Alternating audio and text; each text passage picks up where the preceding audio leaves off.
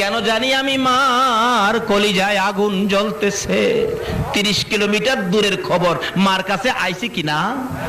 মা রান্না করে যায় না, রান্নাও করে না, কোনো কাজ করতে পারতেছে না। নাস্তার সময় পার হয়ে যায়, নাস্তাও মা খায় না, খালি কান্দে। মহিলারা জিজ্ঞেস করলে জবাব দেন, কেন জানি রে আমার কলিজায় আগুন জ্বলছে।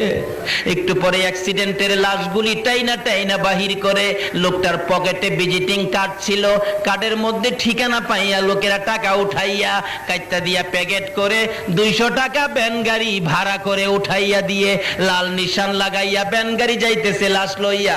বাড়ির কাছাকাছি যাওয়ার পর প্রশ্ন করলেন, ভাই সাহেব দাঁড়ান, দেখেন তো ঠিকানাটা চিনেননি, মন্নান লোকের নাম, বাড়িটা কোথায়?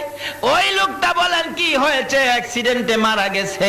লোকটা বলতেছে, ও ভ্যান গাড়ির ড্রাইভার, ওই যে দেখো মোড়ের মধ্যে